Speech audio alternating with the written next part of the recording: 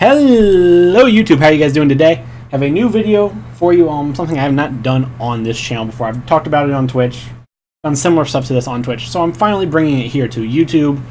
Today we are going to talk about Magic the Gathering. More specifically, a deck that I built this past Friday. Side tangent, I built it in 45 minutes-ish, give or take. So it's not completely perfect. But the base idea of it, if you know anything about Magic, back last summer, spring, summer, into early fall, with the release of Amonkhet and Hours of Devastation, it was really late summer into early fall, there was a standard deck called Ramunap Red.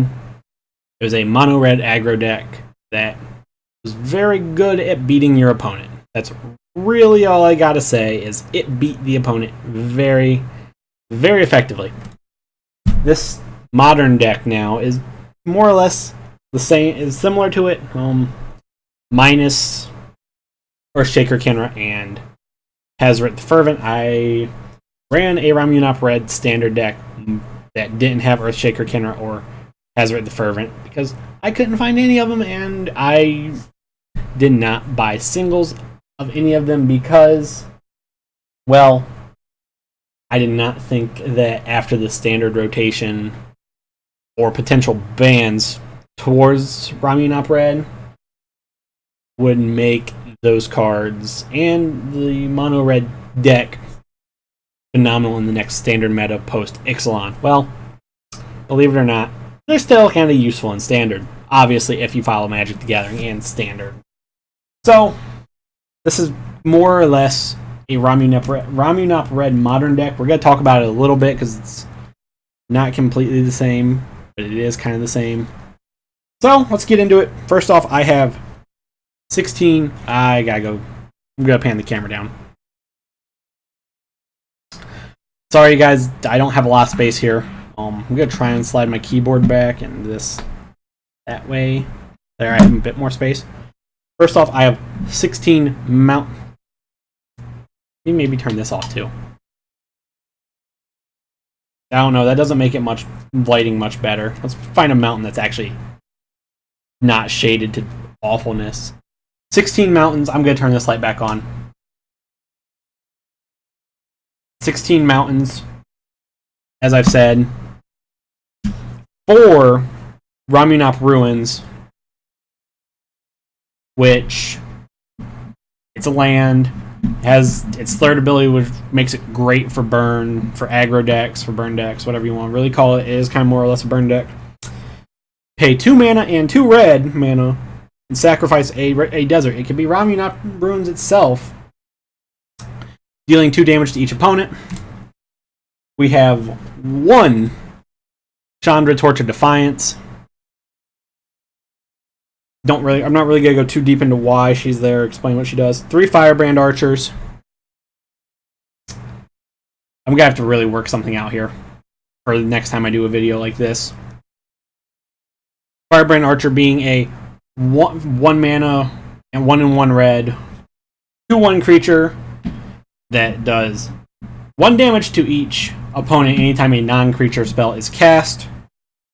Fervent Paincaster, which for 2 and a red, you get a 3/1 human wizard creature that does 1 damage to target player on tap when you tap it. Kenra Scrapper, which does really nothing. I'm not going to lie, it doesn't do much in this deck. It's really just a card that I can throw in as a blocker for 2 and a red if I ever, get to a point where I have an opponent that I need to have a blocker. For 3 and 1 red, I have Warfire Javelineer. Warfire Javelineer enters the battlefield, deals X damage to target creature an opponent controls, where X is the number of instant and sorcery spells in your graveyard. It's kind of useful. Zeal of the God Pharaoh is next. I have 4 of. Pay 4 and a red. So you're paying 8 mana overall. Yes, it's not great. Zeal of the God Pharaoh deals 2 damage to target opponent. Like I said, not phenomenal, but it could be worse. I also got through this deck in 45 minutes. Final rounding up creatures, I have a Neheb the Eternal for the extra mana here of... At the beginning of my post-combat main phase, add red mana to my mana pool for each 1 life your opponents have lost this turn. It works really well for what you're about to see. Other than Fling. Fling is, I mean... Excuse me. Fling, as I deal damage equal to the sacrifice creature's power to a target opponent after sacrificing the creature. Slide these over here. Puncturing Blow for 4 mana for 2 and 2 red. Deals 5 damage to target creature. Again, not phenomenal, not terrible though. How many Puncturing Blows do I have? I think I have 2. 3. These kind of just made it. Let's make sure I don't have any more anywhere.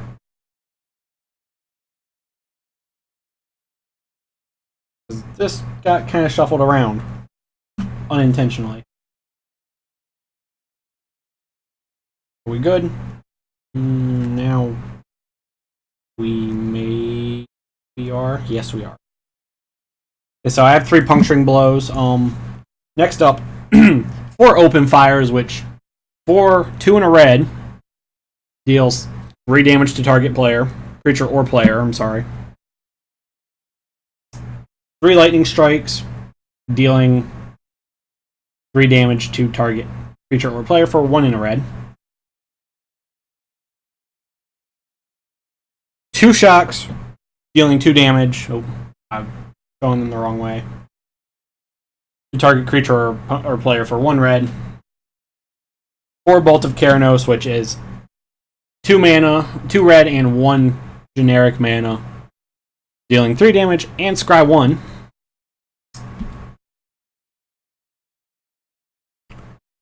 3 Searing Blood for 2 red, deals 2 damage to target creature. When that creature dies later this turn, Searing Blood deals 3 damage to the controller. Magma Spray, dealing 2 damage to target creature. Creature, if it dies, exile instead for 1 mana. And a Deem Worthy. That's a lovely card sleeve there.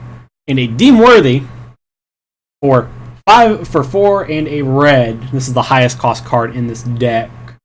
Neheb also, but the highest cast cost of this deck. Deem Worthy deals 7 damage to target creature. That's probably gonna come out along with a couple other cards when I start getting around to it, guys. Deem Worthy is gonna be the first thing to come out, along with probably Puncturing Blow. But that's this deck. I will give you a quick ideal opening hand, which, I mean, really, it shouldn't be hard. There's Shock. Or did I put Shock there?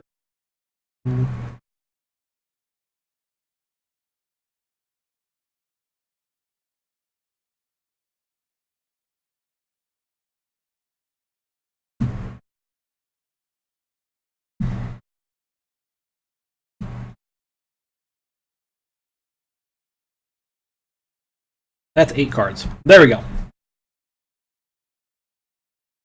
I'm not going to go through complete draw steps, but ideally, it could go one of 2 ways here. There's 2 different opening hands that would work phenomenal for this. Either 3 Mountains, a Firebrand Archer, Lightning Strike, and 2 Shocks, or I could remove one of the Shocks for another land, or Firebrand for another. I mean, ideally, Firebrand would be nice to have no matter what. I can remove basically one of my spells for another land, or really anything else. But turn 1, 2 damage. Turn 2, if I have that second shock still, or actually it would be turn 3 to be exact. But turn 2, Firebrand Archer, turn 3, shock. Dealing, let's see, right there. In 3 turns, 2, 4, 5 damage. Assuming you have no blockers out, it could be 7 damage. Ideally. And then turn 4, I kill you, or I don't kill you, I hit you with Lightning Strike for 3. Wow, that was really hard to say, apparently. Obviously, that is a very idealized, very, very perfect scenario hand. I know that. That would be the hand I would love on turn 1, but not entirely possible. That's just a little glimpse of this deck, guys. Yeah. If you have any ideas of what cards you would like to see in this deck, anything that would be great, I have some ideas. I just have to go through and find them. Go ahead and put them in the comments below. Thank you for hanging out. There we go.